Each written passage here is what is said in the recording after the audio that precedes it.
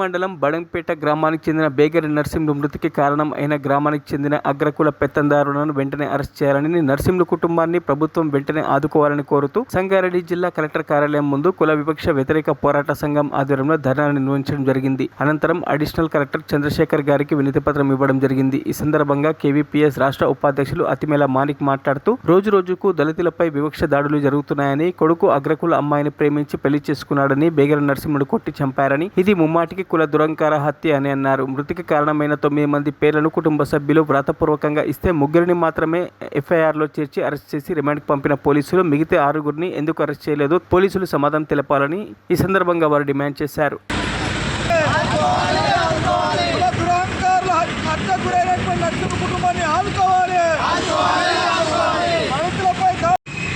సంగారెడ్డి జిల్లాలోని కోయిలు మండలం బడంపేట గ్రామానికి చెందినటువంటి బేగర్ నర్సింహులు అనేటటువంటి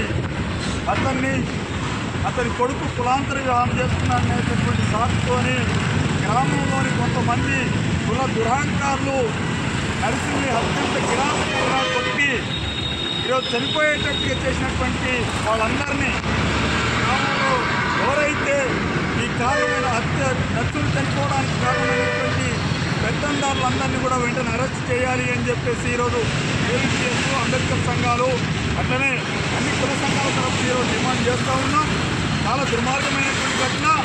ఈరోజు సమాజంలో ఈరోజు కులం లేదనేటటువంటి వాళ్లకు ఈ ఘటనే కన్నిప్పి జరిగేటటువంటి పరిస్థితిలో ఉంది.